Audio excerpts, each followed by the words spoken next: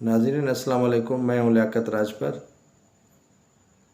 آج سندھ کے شہر سکرن کے نوائی گاؤں کچے کے علاقے لکھمیر جلبانی میں پولیس کی مشترکہ کارروائی کے دوران جاں بحق ہونے والے 3 افراد اور 3 زخمی 3 افراد کی میتیں ابھی بھی قومی شرح پر ان کے ورثاء رکھے ہوئے ہیں مطالبات کے حصول کے لیے۔ 8 گھنٹے بیت چکے ہیں قومی شرح پر ان میتوں کے ہمراہ، لیکن انتظامیہ کی اور حکومت کی جانب سے ان سے گفت و شنید نہیں کی جا رہی ہے۔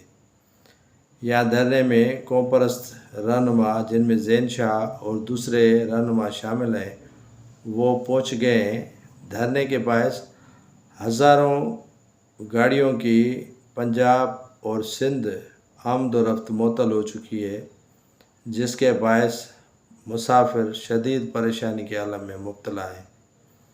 یہ واقعہ آج دوپہر کو رونما ہوا جب رینجرز اور پولیس نے ایک ملزم کی گرفتاری کے لیے اس گاؤں میں کارروائی کی، جس پر بقول رینجرز ترجمان کے کہ ان کے ساتھ مزاحمت کی گئی، فائرنگ کی گئی اور جوابی فائرنگ کے تبادلے میں یہ 3 افراد جاں بحق ہو چکے ہیں اور 3 زخمی ہیں۔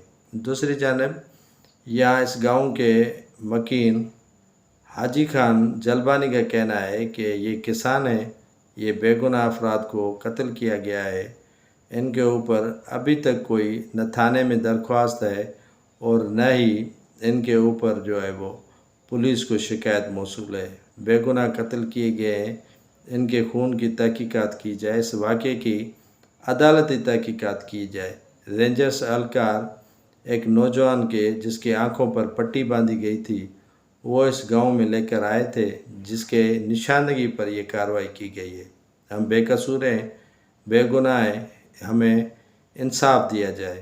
8 گھنٹے بیت چکے ہیں، یہ قومی شرح پر میتوں کے ہمراہ مظاہرین کا دھرنا ابھی بھی جاری ہے۔ ان کا یہی مطالبہ ہے کہ اس معاملے کی عدالتی تحقیقات ہونے تک ان کا دھرنا جاری رہے گا۔ ضرورت اس امر کی ہے کہ اس واقعے کی فی الفور سندھ کی نگران حکومت اور متعلقہ ادارے تحقیقات کروائیں تاکہ یہ دودھ کا دودھ اور پانی کا پانی ہو جائے۔